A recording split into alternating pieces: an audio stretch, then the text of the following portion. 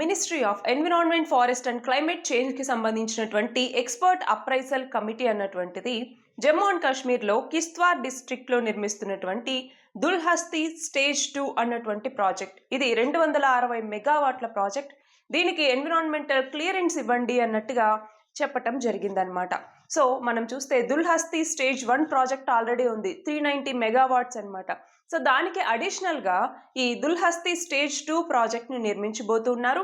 ఇది ఒక run of the river project అనమాట. దీని నుంచి హైడ్రో ఎలక్ట్రిసిటీ పవర్ జనరేషన్ అన్నటువంటిది జరుగుతుంది. సో మన భారతదేశానికి ఎనర్జీ సెక్యూరిటీ అన్నటువంటిది చాలా ఇంపార్టెంట్. అందులో భాగంగా ఈ ప్రాజెక్ట్ అన్నటువంటిది కూడా కీలకమైనటువంటి రోల్ని ప్లే చేస్తుంది. ఇది మాత్రమే కాదు, దీన్ని చీనా రివర్ మీద నిర్మిస్తున్నారు కాబట్టి మనకేదైతే ఈ పహల్గామ్ అటాక్ తర్వాత ఇండస్ రివర్ వాటర్ ట్రీటీని సస్పెండ్ చేశారు కదా, సో ఆ రివర్ ట్రీటీకి సంబంధించి కూడా ఈ చీనా రివర్ మీద నిర్మిస్తున్నటువంటి ఈ ప్రాజెక్ట్ అన్నటువంటిది చాలా కీలక పాత్రని పోషిస్తుంది.